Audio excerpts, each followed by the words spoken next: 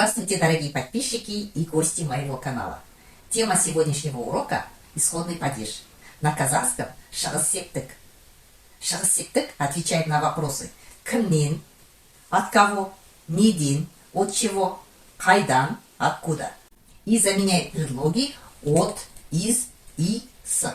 После гласных и после «л», «р», «у», «и», «ж», «з» добавляем окончание «дан», «дин». После глухих и «б», «в», «г», «д» добавляем окончание «тан», «тин». После «м», «н», «н» и притяжательного окончания третьего лица добавляем окончание «нан», «нин». Шығыс-септік обозначает исходный пункт действия или движения, поэтому он и называется исходным падежом. Например, «Анам Алматыдан келді». Моя мама приехала из Алматы. Здесь предлог «из» заменяет окончание «дан».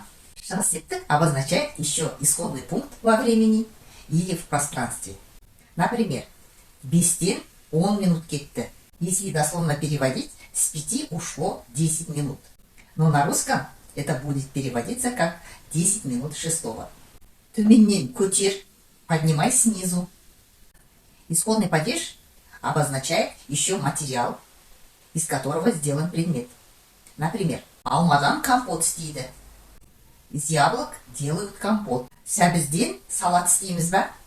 Будем делать салат из моркови. Окончание исходного падежа необходимо добавлять, когда мы сравниваем предмет. «Қызым ұлымнан үлкен». Дочь старше сына.